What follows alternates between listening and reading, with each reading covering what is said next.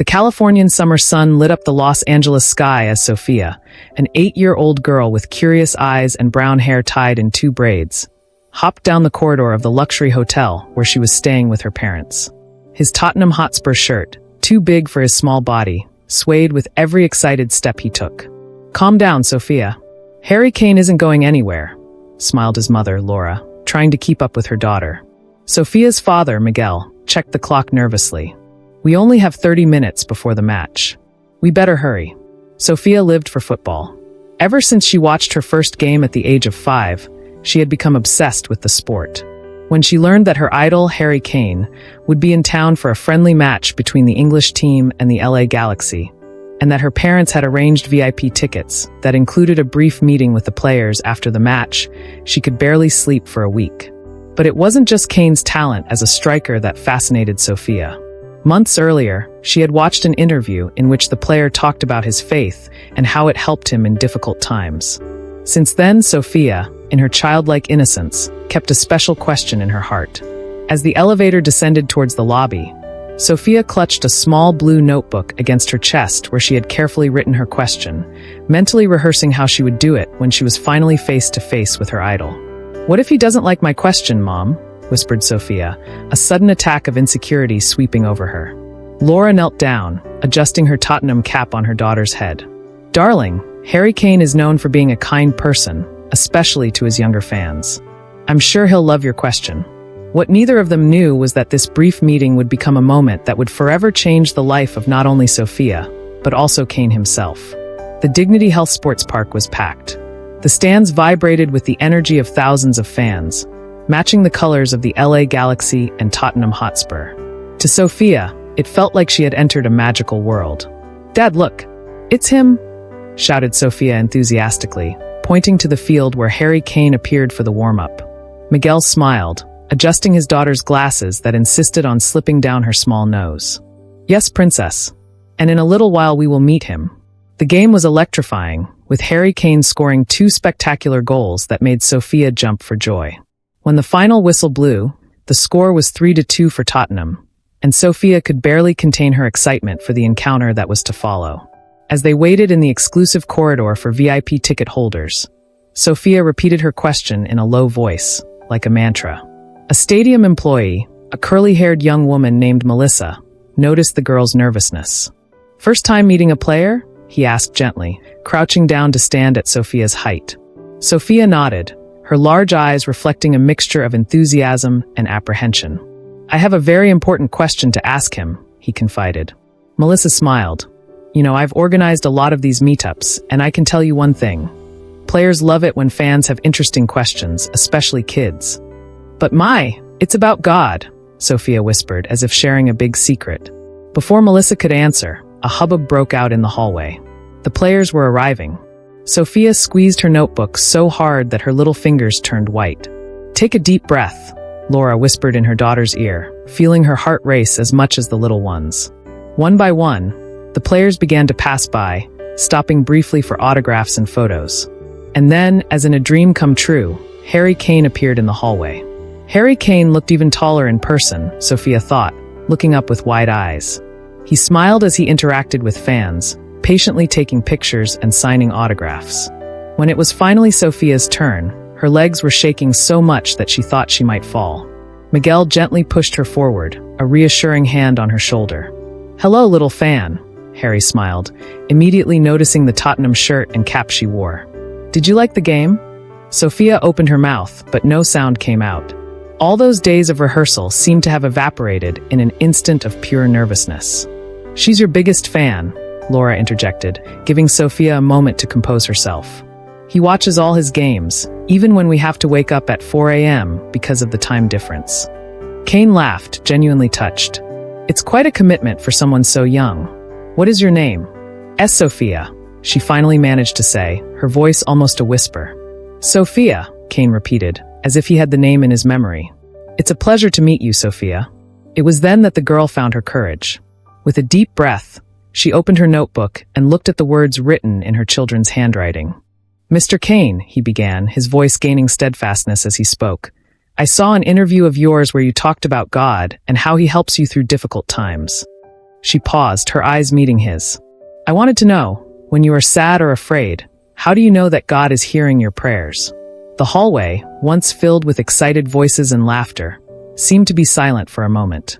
Harry Kane looked at little Sophia with an expression that mixed surprise and excitement. It wasn't the kind of question he expected from a child, especially on a quick date after a match. He knelt down to stand at her height, his eyes now at the same level. Time seemed to have stopped in that corridor of the stadium in Los Angeles. Harry Kane took a moment to consider Sophia's question. Around them, the team's advisors signaled that the clock was ticking, but the player didn't seem to notice, completely engrossed in the present moment with his little fan. "Sophia," he began, his voice gentle and paused. "That is a very special and important question." He smiled, thoughtful. "You know, when I was about your age, I wondered that too." Sophia looked at him with full attention, as if every word was a precious jewel that she should keep forever. "When I'm sad or afraid," Kane continued, "I don't always immediately feel like God is listening to me. Sometimes it feels like our prayers are like messages sent into space, and we don't know if anyone has received them." Kane paused, carefully choosing his next words. "But over time, I started to notice little things. A moment of peace when I needed it most. A friend calling at the right time without knowing that I was going through difficulties. An idea that came out of nowhere and helped solve a problem." He smiled, seeing Sophia's eyes light up with understanding. "I realized that God rarely answers as we imagine, with a loud voice or a big sign. It's more like little whispers, little moments that show us that we're not alone." Kane then asked, "Have you ever felt anything like this, Sophia? Moments when something good happened when you needed it most?" Sophia thought for a second, and then nodded timidly. "When my grandmother got sick last year, I prayed a lot for her to be well. The next day, I saw a rainbow through the hospital window, even though it had not rained. My mother said it was a sign of hope." "See," smiled Kane. "These little moments are like God telling us, 'I'm here.' He doesn't always change what's happening, but he gives us the strength to get through it." Sophia's eyes began to fill with tears, not with sadness, but with a deep emotion that she, at her young age, could barely understand. It was as if something inside her recognized the truth in his words, a truth that went beyond rational understanding. "And you know what, Sophia?" Kane lowered his voice even more, as if sharing a special secret. "Sometimes when I feel lost, I just look up at the night sky and say, 'I'm trying my best here. I hope you're listening to me.' And somehow, even without a clear answer, I feel a peace that tells me that I'm not alone on this journey." A tear ran down Sophia's cheek, followed by another. They were not tears of sadness, but of recognition, as if, for the first time, someone had put into words something she had always felt, but had never been able to express. The moment between Sophia and Harry Kane lasted only a few minutes, but it left an impression that would last much longer. When Kane finally had to move on to meet the other fans, he not only signed Sophia's booklet, but wrote a short personal message. "To Sophia, keep asking the important questions. Harry Kane." On the way back to the hotel, Sophia remained silent, clinging to her notebook as if it were the most precious of treasures. "Are you okay, honey?" asked Laura, worried about the unusual silence of her normally chatty daughter. Sophia nodded, a small smile on her lips. "I'm keeping his words in my heart, Mom, so I never forget." That night, before going to sleep, Sophia asked to add something new to her nightly routine. A few minutes to look out the window and talk to God about her day. A simple practice that, without her knowing it then, would accompany her throughout her life. A week later, back on the routine at her home in Phoenix, Arizona, Sophia received a surprise in the mail. It was a Tottenham Hotspur package containing an official shirt signed by the entire team and a personal letter from Harry Kane. "Dear Sophie," the letter said, "your question remained with me long after our meeting. She reminded me why it's important to share not only our skills, but also our personal truths. You made me think about my own faith in a new way, and for that I'm grateful. Never stop asking the important questions." What Sophia didn't know was that her innocent question had touched Kane more deeply than she could have imagined. At a press conference days later, a journalist asked the player about his most memorable moment during the American tour. "You went to meet a little girl named Sophia," Kane replied without hesitation. "She asked me the most sincere and profound question I've ever received from a fan. And it reminded me that sometimes children can see and articulate the most important truths that we adults complicate or forget."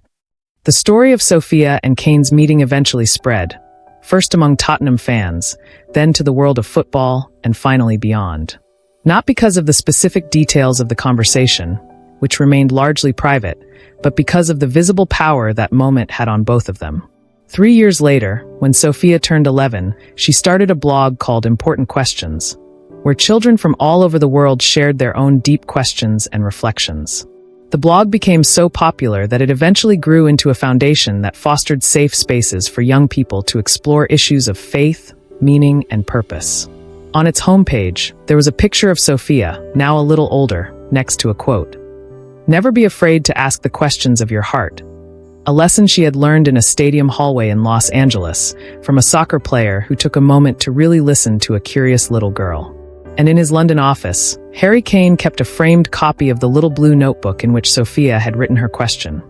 A daily reminder of how a seemingly small moment can create ripples that stretch far beyond what we can see or imagine.